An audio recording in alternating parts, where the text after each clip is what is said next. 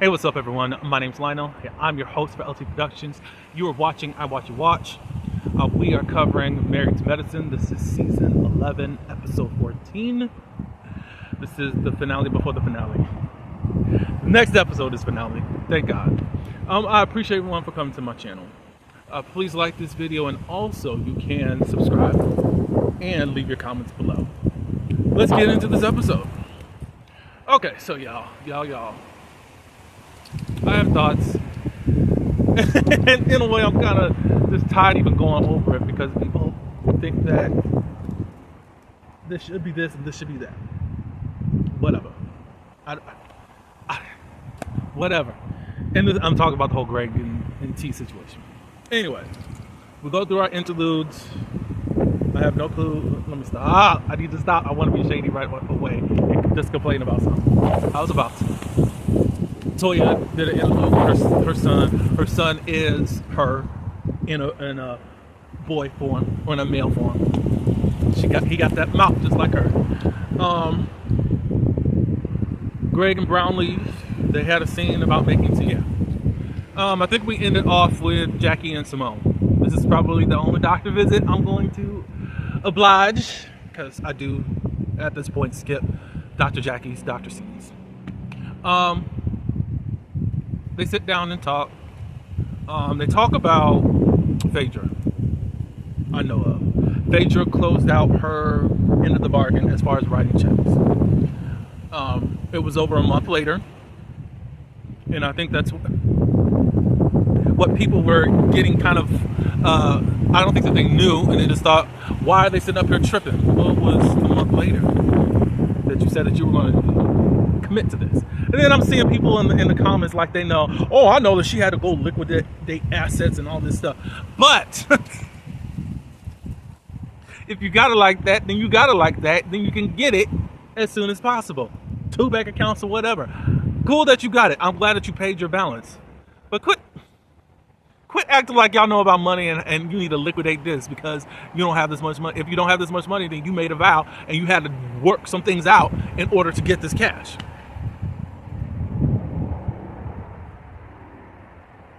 I mean, you should have had it at least in the next couple of days after you said, I'm paying this.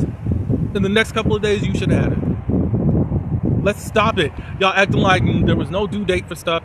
Acting like this was just a fundraiser to go on a shopping spree. No, it was for a foundation. And they were probably looking for that money. And they're probably looking at y'all crazy already for that man now not wanting to pay his vow. Of course, I know that there's people that can renege on their stuff or not pay at all. I do understand that. So, hey, it happens. Then they get on Dr. Greg and his rap. I promise, he really thinks that he is a civil rights leader for himself. He's been done injustice on a show that still, he got his own long tail to remain on. You got married on this show for what? And I'm talking to Dr. Greg. And now all this stuff going on. I just don't get it. Whatever. They had a good laugh. I'm cool. I think it was Toya and Eugene. They talked. They talking about Brownleaf and Greg. I kind of want to get off their subject. This is all the content that they had, basically, almost. Toya just says, in regards to what she was talking with Brownleaf about, in regards to Brownleaf holding accountability for the stuff that she did. She's saying that she was just defending herself. But there's times that we know that you've been doing stuff off camera, or not off camera, that has been edited out, where you lose your cool. If you are losing your cool like that, let's stop the games. Let's stop the games. And I don't believe that Toya is lying on this girl to try to twist stuff. She just said, own your part. And she don't want to own her part. Greg don't want to own their part. You could tell. If y'all don't understand, there is a united front of manipulation going on. You can tell Greg, Phaedra, and T all talk together. They all talk the same and just act like this group is the worst, but you still want to be around. And you want to use your possible power and influence to punish other people for something you started. And I'm talking about Greg right there. So Eugene said, I think Greg feels like we have kind of abandoned him and not taken his side. And I would feel that way too. Here's my thing. What settled things as how people are reacting to Greg is when he decided to file charges.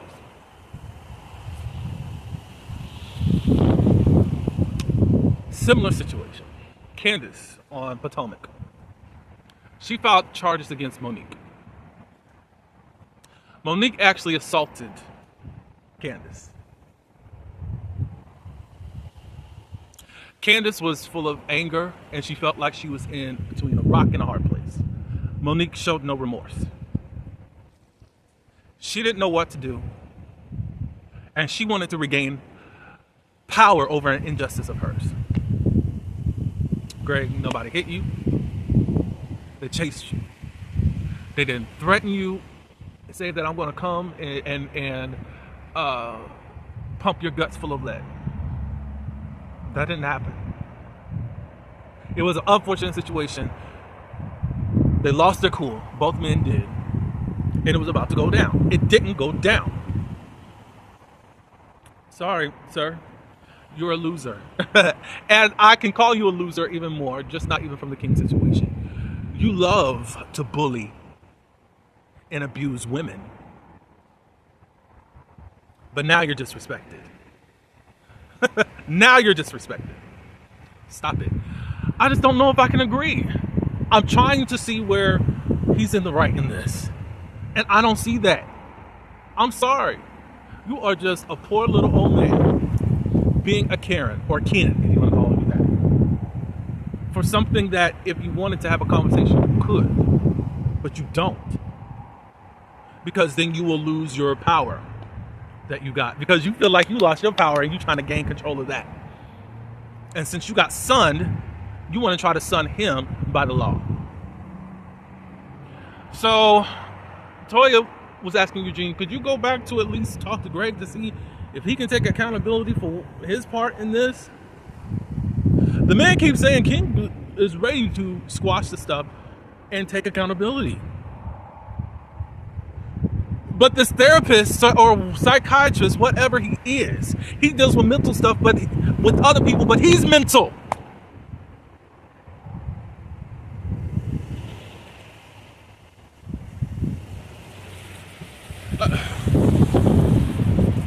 I don't see why y'all friends with him, but whatever. That's not my friend group. That's whatever. So we leave from there. Heavenly and Contessa finally have a talk. Contessa said a few months ago she never would have seen herself having that conversation. I have a question because none of that conversation was about Heavenly apologizing about the mama joke. Unless Heavenly did that earlier on, I don't know. And maybe that's why she could sit down and talk with her. Contessa's gripe is that Heavenly said that Scott was an abuser. Or did she believe that he was an abuser? Yes, emotionally and verbally. Contessa says that hurt her. You are in delusion. I'm not going to call you delusion. You're just a liar and a manipulator, Contessa, concerning your marriage. If you've worked out every kink in your relationship with that man, congratulations, happy birthday. But for you to pretend like we didn't see what you put out there, you and him, and then y'all just want to erase over that, like we don't know nothing. It's cool if y'all are just in this better place all of a sudden. You're going off the TV show for a year and now everything's just never been better. Shout out to Ashley Darby. Blaming Heavenly for that. That's what you're saying.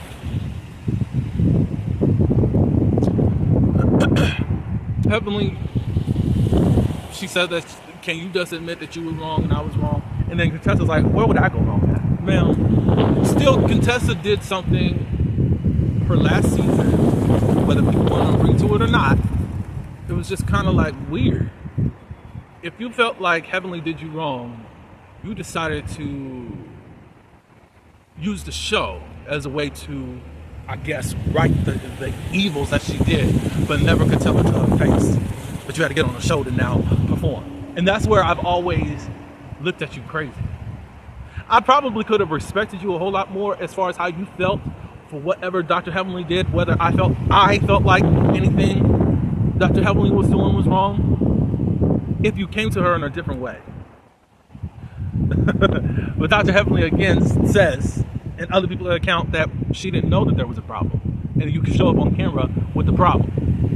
And you decided to show your ASS. Long story short, they decided to agree to disagree and to start anew to get to know each other right now. They're not going to be friends or whatever. I guess this is Contessa's way of making sure that she gets back on the show. Contessa's going to be holding a health fair. It's going to be focused a lot on diabetes.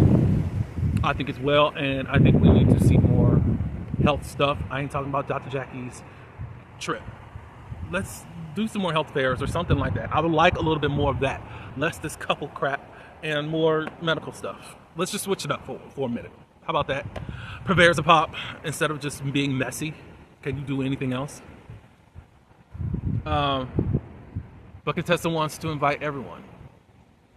Again, the thing that's going on is this a filing of charges thing. And them not wanting to make things good, they just want justice. And Contessa's in this la-la land. We're going to get right to the health fair right now because Quad is saying what is the issue, because it's like we can't be around each other. They made it so that I can't even bring my man around. Or at least Dr. Gray. They made it so y'all, you want me to be around? Why would I want to be around this? And it's not fair to how she has to be, or she going to have to go. Because, and I'm with Quad, if King's not going to be here, then I'm not going to be there. Even though that's not her husband. And I know some fools probably have said, oh, you ain't even married him. No, that's the person. I brought him over to this show, and now he's being iced out due to the law. And due to manipulation of going to production to make sure that he's not in the room. And that's not cool. That's not cool. I'm sorry. Contessa's in this like Glinda the Good Witch.